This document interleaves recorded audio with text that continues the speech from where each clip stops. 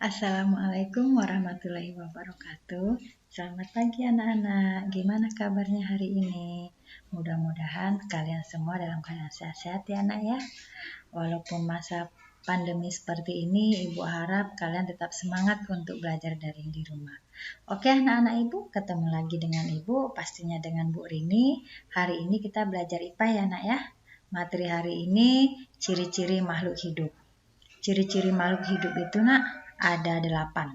Yang pertama bergerak, kemudian yang kedua bernapas, yang ketiga memerlukan nutrisi, yang keempat ekskresi, kemudian ada peka terhadap rangsang, berkembang biak, tumbuh dan berkembang. Oke anak-anak Ibu, untuk lebih memahami ciri-ciri makhluk hidup, Ibu jelaskan ya. Yuk, Ibu jelaskan satu persatu. Nah, ini ciri-ciri makhluk hidup yang pertama. Yang pertama adalah bergerak.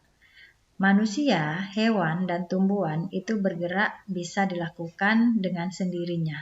Contoh, manusia berjalan, manusia berenang, cicak. Cicak itu dia merambat di dinding, kemudian ada ikan berenang, ada lagi sapi berjalan. Itu semuanya makhluk hidup yang Ibu sebutkan tadi, manusia, hewan, dan tumbuhan, dia bergeraknya sendiri tanpa dikendalikan oleh siapapun. Nah, lain hal dengan mobil, dengan sepeda motor, dengan bus, pesawat. Nah, mereka itu bergerak, itu dikendalikan oleh manusia. Makanya sepeda motor, mobil, pesawat, bus itu bukan makhluk hidup karena dia tidak memiliki ciri-ciri bergerak. Selanjutnya, ciri-ciri makhluk hidup yang kedua adalah bernapas. Kamu bisa lihat gambar yang Ibu perlihatkan di sini, ada seseorang yang sedang menarik napas. Jadi bernapas itu disebut juga dengan respirasi. Respirasi itu proses menghirup udara yang mengandung oksigen dan mengeluarkan karbon dioksida. Karbon dioksida ini CO2 dari paru-paru dia dikeluarkan. Nah, selain manusia, tumbuhan juga bernapas melalui proses respirasinya dia. Jadi, oksigen yang dikeluarkan oleh tumbuhan itu akan dihirup oleh manusia. Ya, dan kemudian karbon dioksidanya dihirup lagi oleh tumbuhan dengan bantuan sinar matahari. Nah, ini ciri-ciri yang ketiga. Ciri-ciri makhluk hidup yang ketiga yaitu memerlukan nutrisi. Nutrisi itu adalah makan dan minum. Abang, kakak, ayah, adik semuanya perlu makan. Begitu juga dengan hewan. Ini hewan yang masih kecil, induk ayam, semua perlu makan. Jadi, tumbuhan itu perlu minum dengan cara disiram setiap hari. Kalau makan, tumbuhan itu dia memakan zat hara yang ada di tanah, mineral, itu melalui akar tumbuhan. Nah, sedangkan tumbuhan itu bisa memasak makanannya sendiri dengan proses fotosintesis. Jadi makanan yang dibuat tadi dengan bantuan sinar matahari, barulah oleh daun, batang, diedarkan ke seluruh tubuh. Nah, ini untuk tumbuh dan berkembang ciri-ciri yang keempat. Makhluk hidup, manusia, hewan, maupun tumbuhan, semuanya itu tumbuh dan berkembang. Kamu bisa lihat gambar yang Ibu pertunjukkan di sini. Manusia tumbuh dan berkembang, tumbuh dia mulai dari bayi, anak-anak, remaja, sampailah dia dewasa. Jadi kedewasaan manusia itu ditunjukkan oleh adanya ciri-ciri puberitas pada saat menginjak remaja untuk menuju dewasa. Nah, untuk tumbuhan, ini kamu bisa lihat yang Ibu perlihatkan gambarnya dari biji, kemudian dia tumbuh, berdaun dua, selanjutnya dia tumbuh terus dan dia berkembang. Dan dia perkembangan pada tumbuhan itu ditandai jika tumbuhan itu sudah muncul bunga. Kemudian yang ini hewan. Hewan tumbuh dan berkembang mulai dari telur, kemudian dia anak, kemudian dia menjadi hewan yang dewasa. Nah, kamu bisa lihat tumbuh dan berkembang antara manusia, hewan, dan tumbuhan.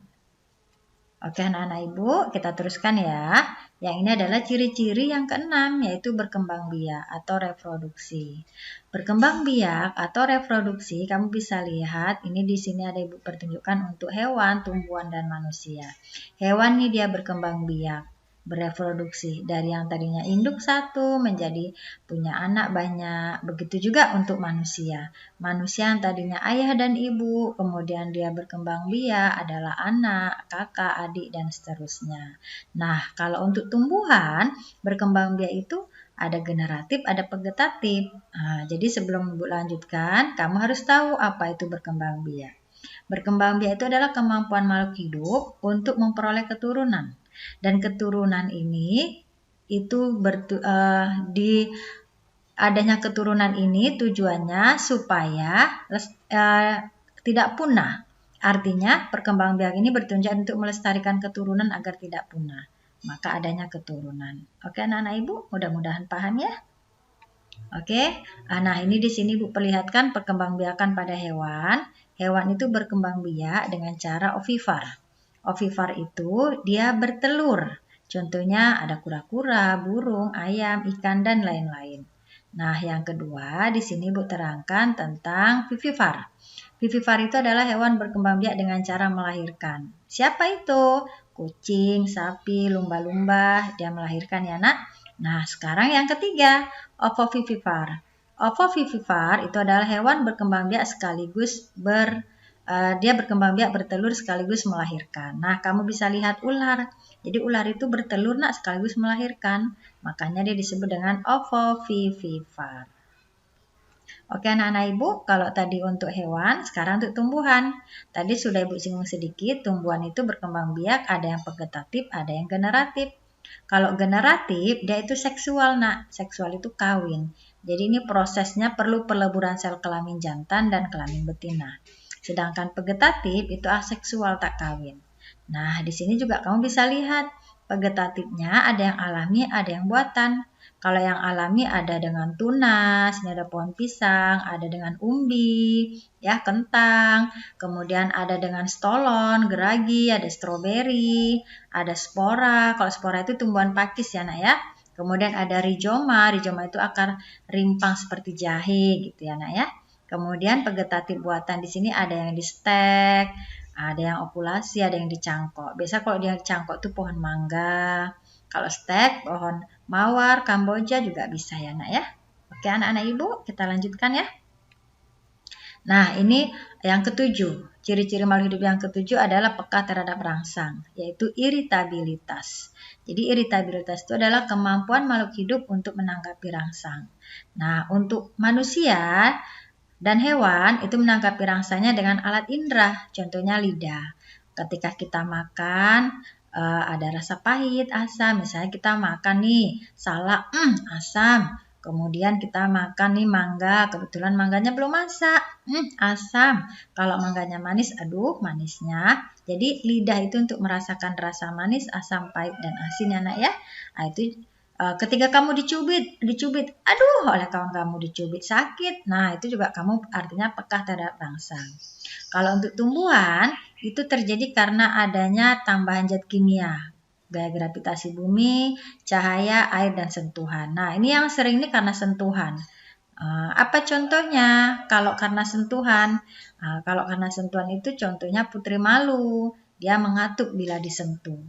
Ya, kemudian ada juga yang tumbuhan karena kena sinar matahari, arahnya ke sinar matahari. Jadi mengatuknya daun putri malu itu karena dia menanggapi rangsang. Pekah dia terhadap rangsang. Oke anak-anak Ibu, kita lanjutkan ya. Nah ini yang terakhir, adaptasi. Adaptasi itu nak kemampuan makhluk hidup untuk menyesuaikan diri dengan lingkungan. Adaptasi itu ada 3 jenis nak. Ada morfologi, ada tingkah laku, dan ada fisiologi. Kalau tingkah laku ini nak contohnya kumbang, pura-pura mati, kemudian cicak, memutuskan ekornya. Itu tingkah laku dia. Morfologi ini dia bentuk tubuh. Contohnya bentuk paruh dan kaki burung, gimana bentuk mulut tipe serangga, tipe kaki burung yang berenang, itu berbeda-beda. Dan terakhir adalah fisiologi. Fisiologi ini adalah adaptasi sistem di dalam tubuh. Contohnya rayap itu memiliki enzim selulosa untuk memecah selulosa. Ya. Oke anak-anak Ibu, ini Ibu tunjukkan gambarnya. Contoh adaptasi. Ini tadi untuk autotomi yang Ibu jelaskan cicak nih, pada cicak dia ketika dikejar musuh dia memutuskan ekornya. Tujuannya untuk apa? Supaya dia larinya lebih kencang ya nak ya. Kemudian mimikri pada bunglon. Nih bunglonnya ini dia mengikuti warna di mana dia berada supaya musuhnya tidak tahu. Dan terakhir ini adalah paus. Sesekali dia muncul ke permukaan bumi untuk mengeluarkan CO2. Nah, ini untuk tumbuhan. Ada tumbuhan hidrofit. Tumbuhan hidrofit ini adalah tumbuhan yang hidup di air. Jadi bergelembung dia pangkalnya. Kemudian ini xerophyte, ini kaktus yang hidup di tempat yang kering. Kemudian ini hygrofit ya. Kamu bisa lihat nih tumbuhan pakis nih di tempat yang lembab. Oke anak-anak Ibu, mungkin hari ini hanya ini saja yang Ibu sampaikan tentang ciri-ciri makhluk hidup. Ibu ulangin ya anak ya, ciri-ciri makhluk hidup itu yang pertama bergerak, kemudian yang kedua bernapas, yang ketiga perlu makan dan minum, yang keempat dia tumbuh dan berkembang, yang kelima dia berkembang biak, kemudian yang keenam dia beradaptasi, kemudian yang ketujuh dia peka terhadap rangsang, dan yang ke-8 dia melakukan ekskresi. Oke anak-anak Ibu, mudah-mudahan yang Ibu terangkan kalian semua paham ya. Dan Ibu akhiri dengan Assalamualaikum warahmatullahi wabarakatuh.